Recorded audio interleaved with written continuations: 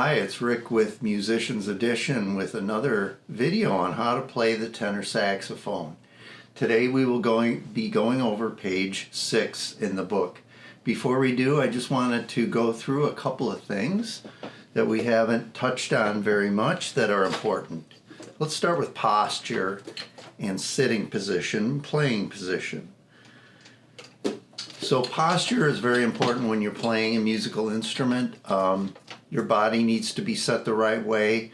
A large part of that is breathing properly, which is very important. Air has to go through the instrument to make a sound, and so we want our body to be able to do that in the most efficient way possible. So sitting up straight while you're playing is very important. You should be in a chair that is arranged so that your legs and your knees can be in a comfortable position. And if the back of the chair does have a back on it, you should sit forward from the back of that chair just a little ways and sit up nice and straight. All right?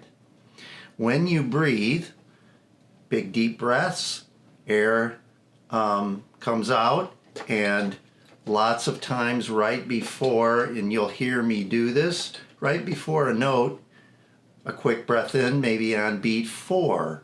If you're starting on beat 1 of a certain measure, right before that, one beat early is when you take your breath and then slowly expel the air into the instrument to make a sound. Let's talk a little bit about practicing. Practicing is something that you should do regularly if you want to improve and you want to sound good and you want to have fun playing. You have to put the time into it. You will not improve much if you don't do that.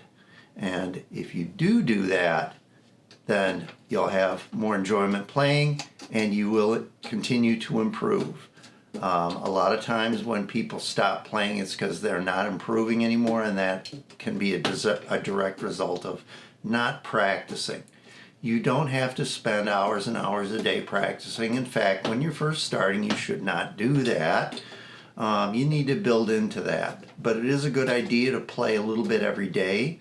15-20 minutes is a good way to start. And then you can always build onto that later on. But for one thing, you don't have that much to practice yet, so it doesn't take that long to get through everything you want to go through. But practicing regularly is a good idea. It will build up your mouth muscles or your embouchure slowly, and that's an important part of practicing and developing as a saxophone player. There's something in the back in the book that I want to also mention called a fingering chart. So we've already seen some examples of what the fingering chart is going to look like when a note is presented, a new note, and there's a little chart that shows you which keys to press down. That's part of the fingering chart. So there is a good reference in the back of the book. It's actually on the very last page of the book, actually inside of the back cover. It says B flat tenor saxophone fingering chart. And it does show you fingerings for notes. All of the notes that you can play on the tenor saxophone. So if you come across a note that you're not sure how to play, you can always look at the fingering chart in the back of the book. So a very good reference. All right, let's go back to page 6 and do some playing. There are no new notes presented on this page. The notes that are presented, they were presented on the last page, on page 5, E, D, and C, and we've already gone over those. So for this page, it's a matter of more practice playing those 3 notes. So let's get ready to go and start with number 1 on page 6. Start with the note E. Here we go. 2, 3, 4.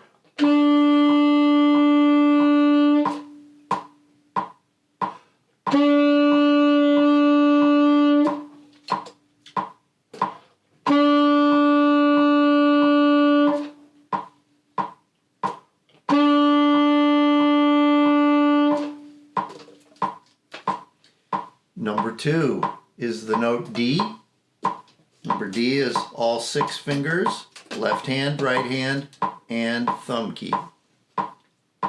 1, 2, ready, play.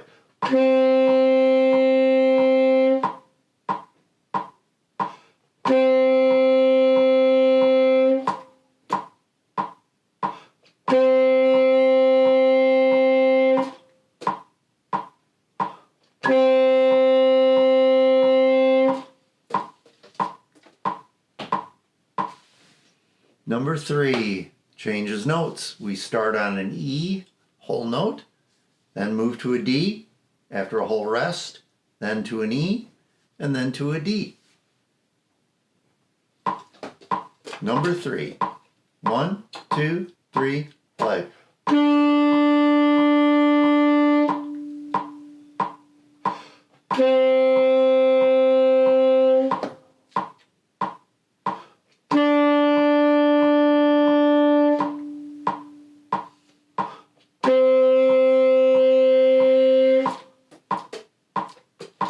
Number 4 is the note C. Left hand, middle finger. 1, 2, 3, 4.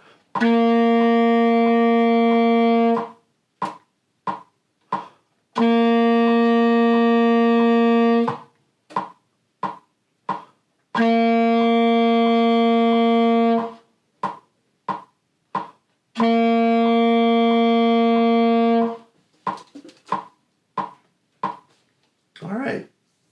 And then number 5 uses the notes E, D, and C. Remember, when you're changing from D to C, that's a good one to practice. It's a good idea to practice just the fingering switch and then play the selection or the exercise. So we are on number 5. It's called Mix 'em Up. 1, 2, ready, play.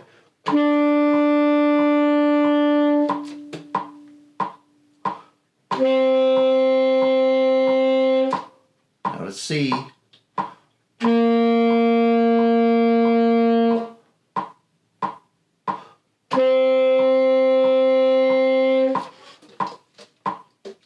And number 6 is called Melting Pot. Starts with a D, then a C, then an E, then a D. Here we go. 1, 2, 3, 4.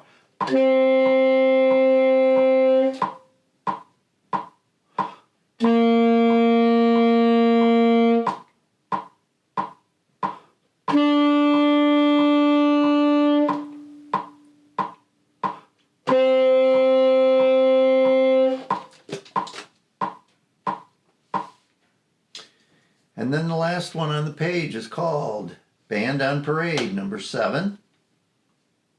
Starts with C, then to D, then to E, then to C. Here we go, number 7, Band on Parade. 1, 2, 3, 4.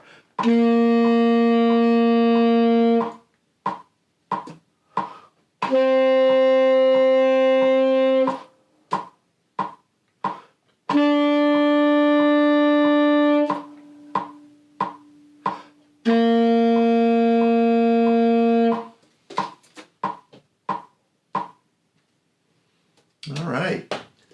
On page 7, we will learn some more new things, and that will be the next lesson. See you then.